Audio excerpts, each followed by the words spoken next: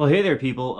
I always get this question. Not really a question. People just ask or are wondering, where do our prayers come from? The morning and evening prayers that we find in our prayer books. And I got sick of explaining it every time someone asks. So here's an episode explaining just that.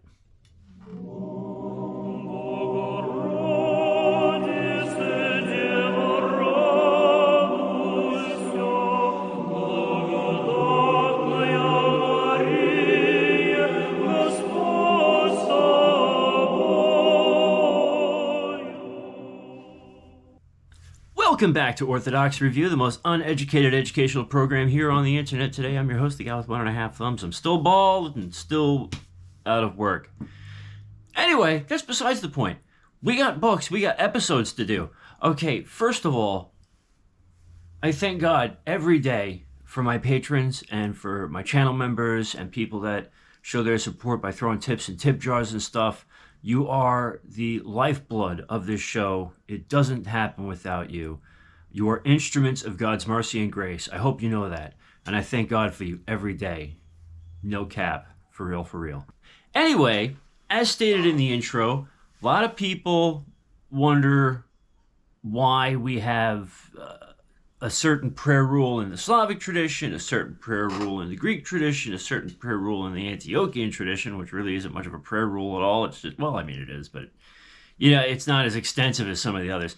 And I always have to explain to people that these prayers come from the great horologion. They come from the midnight services, from the service of Compline. They also are two very different traditions. So we're going to go through both of those, both the Greek and the Slavic, show you where exactly in the services your prayers come from, and hopefully by the end of this mess, you'll be a little more enlightened, and you might even have a little more information on file to make a decision on which prayer book is going to be the right one for you. And here we go. Okay, so the first book we want to look at in our little in-depth look into where our prayers come from. Now this is the Great Horologion, pardon me, from Holy Transfiguration Monastery. This is the second edition that they came out with, that they were so kind to send me for review when it came out. So right away, we're going to see, even in the index, the prayers upon awakening, which is normal in an horologion, and I'll explain that in a moment. In the New Rome Press prayer book, this is the prayer rule in the beginning of the book. This is it. It's this and the 6 Psalms of Matins. That's pretty much it. But that's not exactly what we're looking at, because that's more of a monastic rule where you get up in the morning, you read this, and then the second prayer here says, hey, thanks for letting me go into your temple, and that's what you're doing. Now let's get into the midnight service. This is where your basic morning prayer rule is going to come from. So this is where these prayers will be coming from, and I'll show you in just a moment how that works out. So the way that the midnight service is run in the Greek usage, you have the Trisagion, Psalm 50, and then we jump straight into the Kathisma, which is Psalm 118 during the weekdays. It differs on the weekend, but that's not the main point. So after Psalm 118, now we get back into the prayers. So immediately after Psalm 118, you have the Creed, all right, then the Trisagion again, and then Behold the Bridegroom. This is the typical Troparion, first Troparion, during the midnight service, no matter what the tradition. You have several prayers here, Troparion Kontakia, or Theotokian in this case, and then the usual ending, part 1, more honorable than the cherubim, and then we continue on. At this point during Lent, whether you're in a prayer book or not, that is where the prayer of Saint prayer, the prayer, can't speak today, the prayer of Saint Ephrem comes in.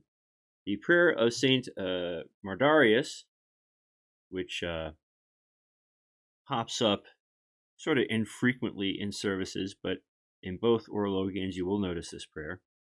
And then the prayer of Saint Basil the Great, and then another from Saint Basil the Great. So for the time being, we're going to call this prayers of Saint Basil the Great 1 and 2.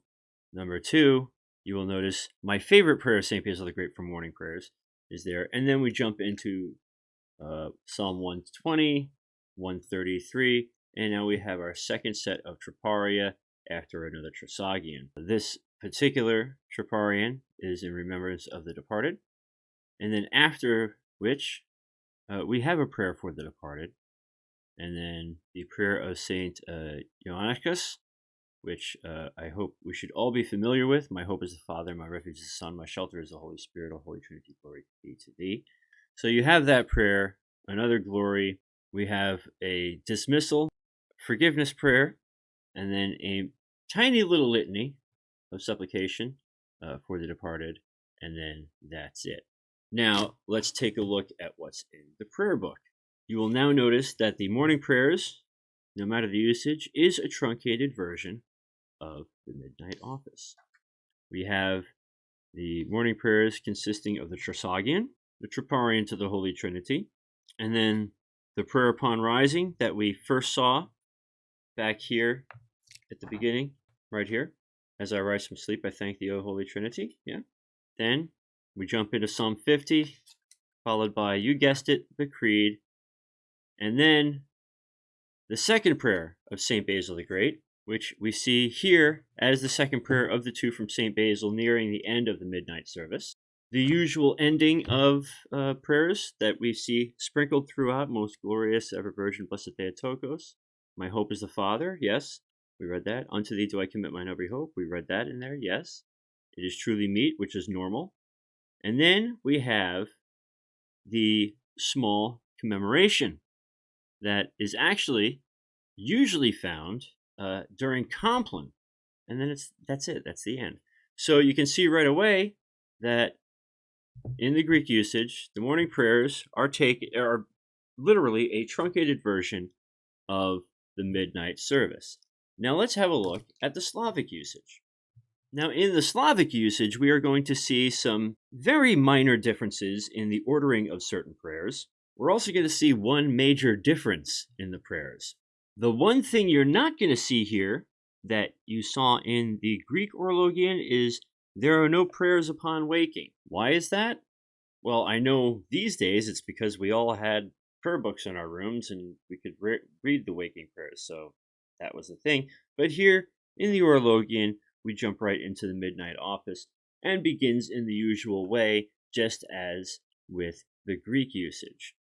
The biggest difference is that before Psalm 118, after Psalm 50, we have the 10 morning prayers that you typically find in your prayer book, be it the Jordanville or otherwise. Then you have Psalm 118, and then followed immediately by the symbol of faith, the Creed, and pretty much the usual prayers that we saw before in the Greek usage.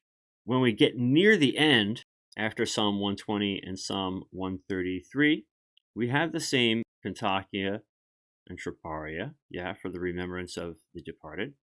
The same prayer for the remembrance of the departed. And then the usual Troparia that we know, which, depending on the prayer book, may actually even be in the evening prayers, but we'll get to that in a minute.